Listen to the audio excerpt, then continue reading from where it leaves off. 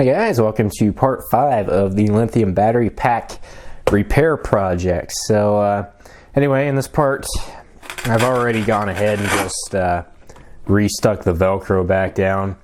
I actually peeled the Velcro off the old case and it's still got plenty of adhesive to hold itself in place there, so no worries about that. So now I'm going to make sure that this switched protection circuit thing still works. So I'm going to grab a couple alligator clip wires, and I've just got the LED strip that actually came off of the old case.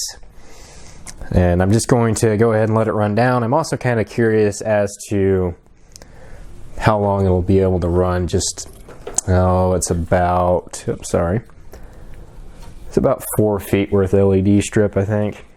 A little more than that, 4 or 5 feet worth of LED strip. I'm kind of curious as to how long it'll run that, because that actually will give a decent amount of light. So anyway, I gotta find a couple alligator clip wires and we'll go ahead and test it out. I just got the thing off the charger. Just make sure that it's, oops, it's AC volts, so it won't work too well. Yep, 12.56 volts, so that's definitely full. Alright, so with this hooked up, it's not on at the moment because the switch isn't on, which is a good sign. Turn that on and the lights come on, so no worries there. So I'm going to go ahead and start a timer. I've got a feeling that this is going to last for quite a ridiculous number of hours. So anyway, we'll start our stopwatch and let this thing run until that fault light comes on and the lights go out. Alright, so I've ran it down with that LED strip. The protection circuit still works just fine, but I kind of want to make a change to it here. I want somewhat of a warning before the thing just completely cuts out. So I think I've got some code that will help out with that, but of course that's going to involve taking this thing apart again. That's not too big of a deal because we can just take a little bit of denatured alcohol and go around where the glue is on the outside here. Let it seep down in there and it should break the bond really quite easily. That's usually how this hot glue is anyway. Also, I wanted to mention, somebody brought up the idea of painting this with textured spray paint, which I think is actually a pretty good idea. Kind of thinking about doing it, because that would cover up some of the texturing that's on this from the print process. It also would give it a bit of a better look. But anyway, should be able to open this up now, theoretically speaking. It only doesn't work when you try to do it on camera, of course.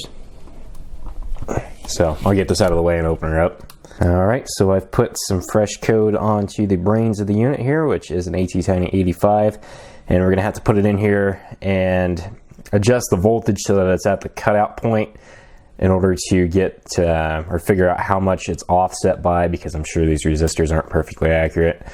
But anyhow, we're going to get that voltage and put that into the code so that it can be calibrated properly, and then go ahead and stick it back in here and do the test of the real battery. Alright, so this is the current setup. I've basically just got an adjustable voltage regulator hot wired into the back of this. We're measuring the voltage up as close to this as I can get it, so I don't have the voltage drop in these cables, even though we're not pushing that much current.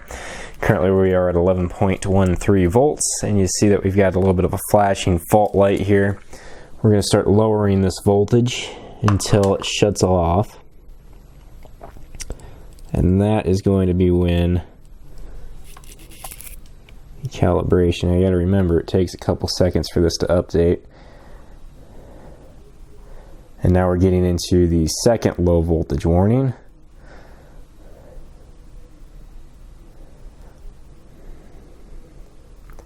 So I'm just going to keep going down really slowly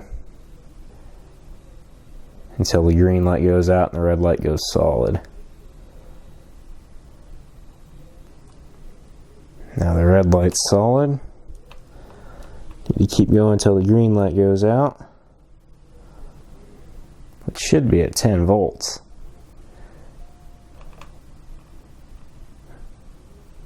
Yep. I went slightly past it there. 9.8 is where we landed. Let's see what happens if I set this on 10 and reboot it.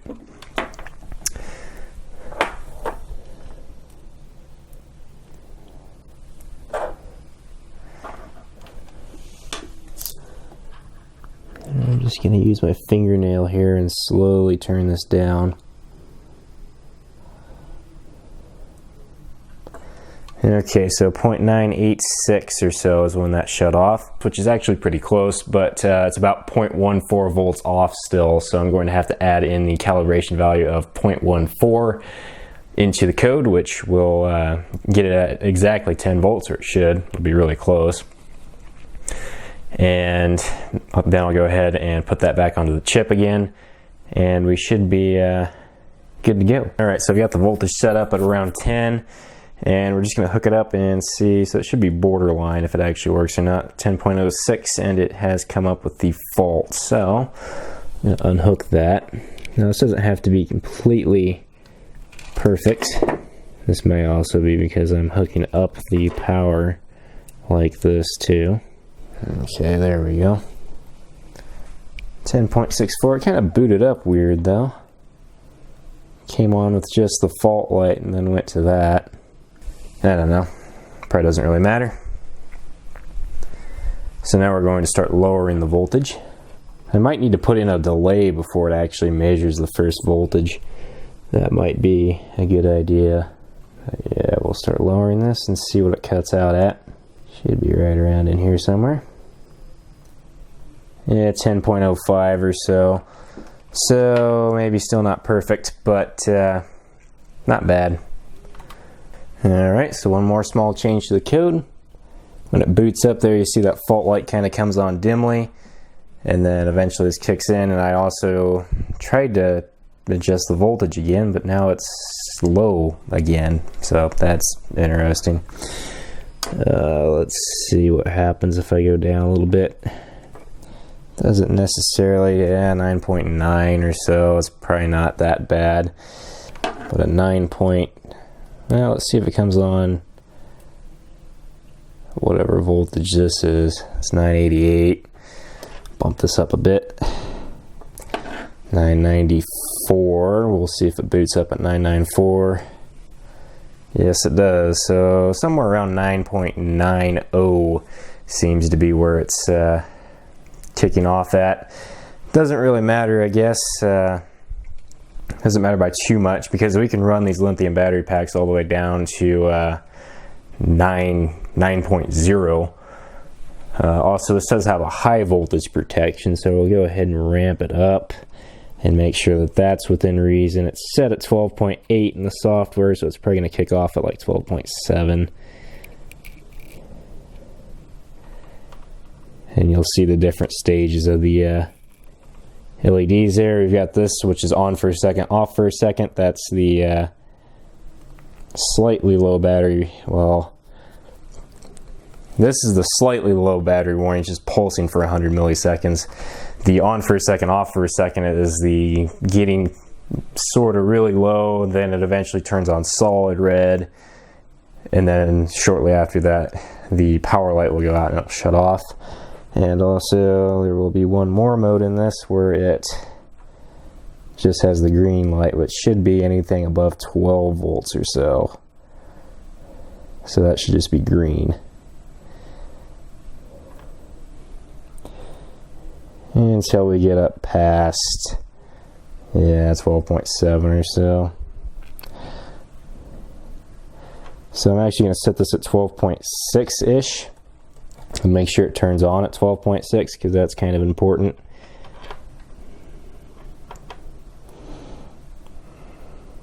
Because the fully charged voltage of one of these packs will be about 12.6. So there we go, 1259. Just to make sure that it turns on. And it does, no problem. I'll go ahead and keep easing it up until it shuts off though.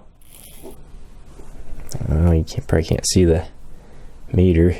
1261, and the Power fell off of it.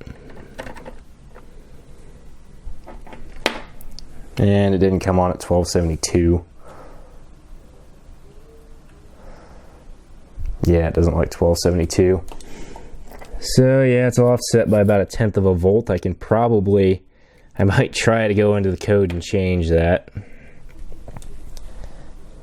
And it doesn't come on at 1264 either.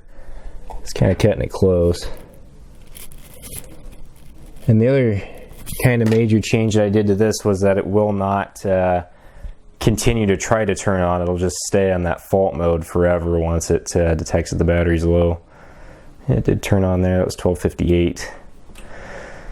Anyhow, I'm going to go ahead and make one more change in the code and offset that voltage again by another 1/10 of a volt, and we'll see. Hopefully that'll be it. Alright, so one more test here. We're going to go ahead and start upping the voltage. Should be about 12.7 when it cuts out. Or maybe 12.8. Okay, it's closer to 12.8, whatever. Now we're going to go and test the same thing on the low side.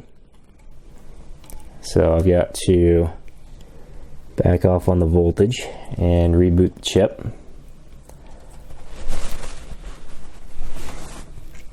So I'm just going to run through the stages of what this does. At about that 12.7 volts down to, well, we're going to find out how low. It'll just be this green light indicating that the battery's got a pretty good charge. Alright, about slightly over 12 volts, it starts to go into this mode, which is letting you know your battery's getting slightly low with that really brief blinking red LED. Alright, so now we're at 11.2 volts and we're starting to get this slow flashing LED, letting you know that your battery's getting dangerously low. Well, maybe not dangerously low yet, but it's getting really low. And now the light's on solid, letting you know that your battery's getting dangerously low. And the voltage is about ready to cut. The power is about ready to cut off. Yeah, about 10.1 volts it shuts off. So yeah, I think I'm happy with that. That's close enough to being within the ranges that I wanted it to be. Not completely accurate, but doesn't really have to be either. So I think I'm going to leave that the way that it is and put this back together, and we'll do some more testing with the actual batteries. Alright, so as for doing the load testing, I kind of want to take one of these Peltier units and just use that as the load. Now, unfortunately, most of the heat sinks that I have laying around either don't have a fan already attached to them, or the part where the CPU would actually go, it's not the right size, so this thing's a lot bigger than that. So what I'm going to try to do instead is just whack this thing right on the top and see what it does. It's probably not going to work too well, but we're going to try it out and see what happens. So we'll grab some thermal compound here and stick it on there. The other thing is the top of this isn't exactly flat, so I don't know how well this will work. Obviously this isn't how these heat sinks are designed to work, but we're going to try it and see what happens here. So I'm going to go ahead and hook this up and turn it on, and we'll see what we get. Alright, so we'll see if this works. We've got the Peltier unit up here, got the fan wired in, so we should just be able to turn this on. Give it the 2 seconds to fire up and read the voltage, and yep, it's getting cold on this side. Presumably this piece of metal is starting to get hot, and hopefully that will still be capable of spreading the heat throughout the rest of this heat sink. So anyway, we're just going to let this go for a while. We'll see how these lights react and make sure that it still cuts off and everything like that. Alright, so we are getting our first indication that the battery is starting to get a little bit low. I'll go ahead and check the voltage on it real quick just to see where it's at. 11.99 volts, so yeah, slightly under 12 volts, and it's starting to flash like that, so it's about what I was expecting. The heat sink is kind of working. it's not the cold side of the Peltier is like room temperature, slightly less than room temperature, and that heatsink is pretty hot. So it's not working real well. It's definitely not working as well as it would if I actually put it on the right spot on the heatsink, but anyway, it is working. Alright, so now we've gotten down to the point where it's starting to slowly flash. We'll go ahead and check on the voltage again. And Peltier unit's actually cold on the top now, so heatsink's able to keep up with it apparently at this point. Because of course it doesn't have as much current flowing through it as the voltage drops. So here we go, we're at 11.25 volts. So anyway, we got a little ways to go before this thing dies and cuts out, but I'll see you when we hit the next stage of warning, I suppose you could say. Alright, so we're at the point now where the red light is just on solid. So this would be the last warning stage before the battery completely dies. So currently at 10.64 volts, so we still got a little ways to go before it's actually dead. Top of the Peltier unit still pretty cold, so anyhow, I'll let this go till it dies just to make sure that it actually does shut off, and I'll get back to you. Alright, so it has shut off there. The fault light is red and the power light is off. So we'll go ahead and check the voltage one more time. It's probably sprung up a little bit, yeah, 10.37, but now it will just stay off until the power gets cycled to it. And it'll probably come back on for a little while anyway. So just as a bit of an experiment here, I've got it turned back on. We're going to set the max min setting on the meter here, and we're going to see exactly where it's cutting out at. So and it'll probably vary a little bit too with the load that we put on it, since we have the voltage drop through the fuse and all the cabling on the inside, but we'll see what it cuts out at in this particular load here. So we're just gonna have to let it go. The meter will tell us what the voltage is. So anyhow, I'll get back to you when it cuts out. Okay, so it just shut off here. We'll go in and take a look. Maximum 10.24 volts. The minimum, which would have been the cutout point, is 10.12, so slightly over 10 volts, and there's the average, which isn't really important, but anyhow, that's that. So I'll go ahead and charge this back up again. Actually, I'll glue it shut and then I'll charge it back up again. Alright, so I'm just going to give you a little look at the code here. Starting up at the top, we have int power equals 0. That is actually a pin declaration, so pin 0 on that ATtiny chip is the pin that I'm using to switch the MOSFET on and off with, and along with that MOSFET it switches the green LED on and off. Alright, so the enable, this is actually like a one-way flag type variable, and you'll see what that gets used for in a second, and that could probably be like a true-false Boolean type variable instead of an integer, but it works like this, so I'm just going to leave it. We have int fault equals 1. That is again a pin declaration. That is for the fault LED, which is the red LED that you saw earlier. We have volt val equaling 0. That is used later down in the code. Then we have just the declaration of voltage, the uncalibrated voltage, and then the actual voltage.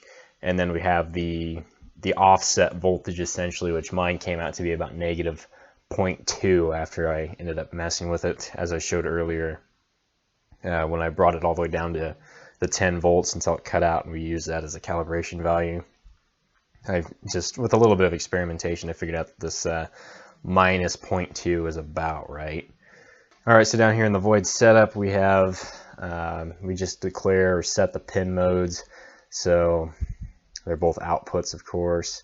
And then we have analog write fault to 5, so that's when I first turn it on, you get that really dim red LED for 2 seconds. That's what this part of the code does.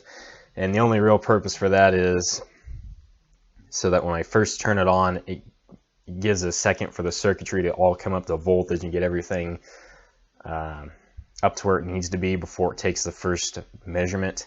So anyway, first thing that the void loop does is it reads the analog value of pin A2, and then we take this voltage uncal, which is the float that we declared up here, and we set that to volt val times 50 divided by 1024, Now on this thing we have a 10-to-1 voltage divider, so instead of multiplying this by 5, we multiply it by 50, and then we divide that by 1024 because it's a 10-bit ADC that's in the Arduino here. So anyway, then we take voltage equals the voltage uncal, which is this voltage, and we add this cal value to it, which was this, which just gives you the accurate reading of the voltage. All right, and now we have this enable thing here. So if enable equals 1, first thing we're going to do is check to see if the voltage is over 10.0 volts. And if it's not over 10.0, we are going to turn the fault light on, and we're going to turn the power output off, and we're going to set this enable value to 0, and we're just going to have a delay of 2 seconds in that as well.